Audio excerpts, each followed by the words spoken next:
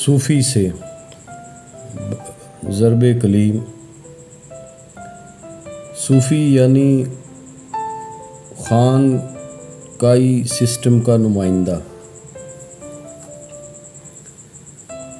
تیری نگاہ میں ہے معجزات کی دنیا، میری نگاہ میں ہے حادثات کی دنیا۔ معجزات یعنی معجزے کی جمع، ایسا فعل جو عام عادت سے ماورا ہو، جو پیغمبر سے منسوب ہے۔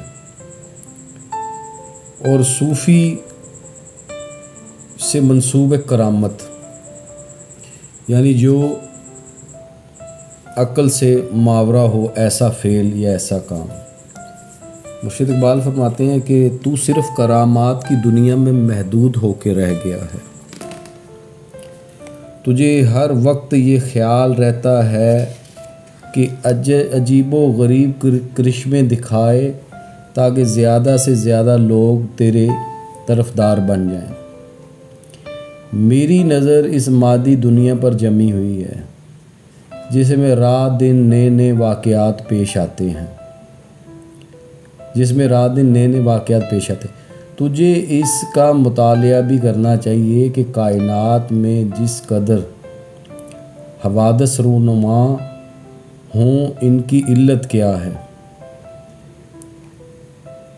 حوادث کائنات کی علت دریافت کرنا سائنس کی بنیاد ہے۔ مسلمانوں کو دین کے ساتھ ساتھ سائنسی علوم، طبیعیات، کیمیائے علم الحیات وغیرہ کا علم حاصل کرنا بھی نہایت ضروری ہے۔ یعنی کرامات کی دنیا سے مراد کہ ہر وقت خیالات کی دنیا میں رہنا، یہ مسلمان کے لیے زیبا نہیں ہے۔ اسے زندگی کی اصل حقائق کی طرف بھی نظر ہونی چاہیے۔ تخیلات کی دنیا غریب ہے، لیکن غریب تر ہے حیات و ممات کی دنیا۔ حیات و ممات کی دنیا، تخیلات یعنی تخیل کی جمع خیالات۔ غریب یعنی یہاں مراد ہے مسافر، عجیب، انوکھی۔ حیات و ممات یعنی حیات کہتے ہیں زندگی کو، ممات کہتے ہیں موت۔ مرشد اقبال فرماتے ہیں کہ تیرے تخیلات یعنی کرامات کی دنیا بے شک عجیب ہے اور انسانی عقل و فکر سے ماورا ہے، لیکن زندگی اور موت کی دنیا اس سے بھی زیادہ عجیب ہے، اور اس سے حقیقی طور پر ہر انسان کو واسطہ پڑتا ہے۔ یہ معلوم کرنا بھی دلچسپی سے خالی نہیں کہ جاندار مخلوقات کیسے زندہ رہتی ہیں اور کیسے مرتی ہیں۔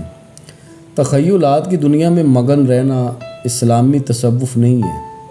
اسلامی تصوف تو وہ ہے جس میں کرامات کی دنیا کے ساتھ ساتھ اس دنیا سے بھی رابطہ رہے۔ عجب نہیں کہ بدل دے اسے نگاہ تیری، بلا رہی ہے تجھے ممکنات کی دنیا۔ ممکنات یعنی ممکن کی جمع، یعنی یہ مادی دنیا جس میں ہزاروں قسم کے امکانات موجود ہیں، یا یہ عالم کون و مکان کی دنیا۔ یعنی اے صوفی، تو کبھی کبھی ممکنات کی دنیا کی طرف بھی متوجہ ہو، یعنی حقیقت کی دنیا کی طرف بھی آ۔ یہ دنیا تجھے اپنی طرف بلا رہی ہے۔ ممکن ہے تیری نگاہ اس دنیا کی حالت و کیفیت تبدیل کر دے، یعنی تو اپنے عمل سے اس دنیا میں کوئی نیا کام کر لے۔ جس طرح مراقبہ ضروری ہے، اسی طرح مشاہدہ بھی ضروری ہے۔ یعنی صوفیوں کی اصطلاح میں مراقبہ کہ ایک مخصوص جگہ پہ ایک مخصوص حالت میں آنکھیں بند کر کے بیٹھ جانا، اور مشاہدہ اقبال علیہ رحمت فرماتے ہیں کہ دیکھنا، ارد گرد دیکھنا، وہ کھول آنکھ، زمین دیکھ، فلک دیکھ، فضا دیکھ، مشرق سے ابھرتے ہوئے سورج کو ذرا دیکھ، دیکھنا بھی ضروری ہے کہ تمہارے ارد گرد ہو کیا رہا ہے۔ مسلمانوں کو ان دونوں کی اشد ضرورت ہے۔ مراقبہ سے ذکر کی قوت ترقی کرتی ہے اور مشاہدے سے فکر کی قوت میں ترقی پیدا ہوتی ہے۔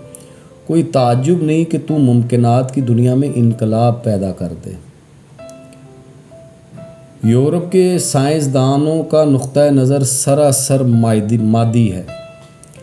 اگر اہل تصوف ہوں تو مادیت کے اندھیرے میں روحانیت کی روشنی کا نور پیدا کر دیں۔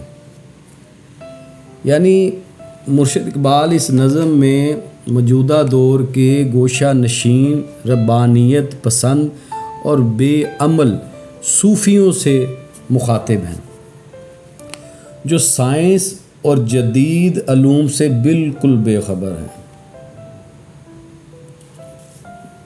جو مریدین کو چلہ کشی، مراقبے جیسے عملوں میں مصروف رکھتے ہیں اور خود بھی بے عمل ہیں، اور ان کے طالب علم مریدین بھی جو ہے نا وہ بھی بے عمل رہتے ہیں۔ یعنی زندگی کا جو حسن ہے وہ ہے متحرک رہنا، یعنی مسلسل عمل میں رہنا، یعنی جد و جہد کرتے رہنا۔ تو مرشد اقبال کا مطلب ہے کہ ان کے دور میں بھی صوفیہ کا خانقاہی سلسلہ اسی طرح کی تعلیمات پہ مبنی تھا، اور آج بھی آپ دیکھتے ہیں کہ یہ بڑے بڑے صوفیہ جو اس وقت گدی نشین ہیں، وہ ایک عجیب و غریب قسم کی زندگی گزار رہے ہیں، لیکن ان کا عمل جو ہے وہ دنیا پہ اثر انداز نہیں ہو رہا۔ یعنی آج کل کے نوجوان جو ہیں ان سے کچھ حاصل نہیں کر پا رہے، متاثر نہیں ہو پا رہے۔ ان کو دیکھ کے آج کے نوجوان کے اندر جذبہ متحرک جو ہے، یعنی عملی جوش اور خروش جو ہے وہ پیدا نہیں ہوتا، اس سے محروم ہے۔ تو یہی اس نظم کا مقصد ہے کہ صرف بیٹھنے سے اللہ کرنے سے کچھ نہیں ہوتا، عملی دنیا میں قدم رکھ، باہر نکل، لوگوں کے کام آ اور ان کے لیے کچھ کر، چاہے نظریاتی طور پہ ہو، چاہے اخلاقی طور پہ ہو، چاہے عملی طور پہ ہو۔ یہی زندگی کا حسن ہے۔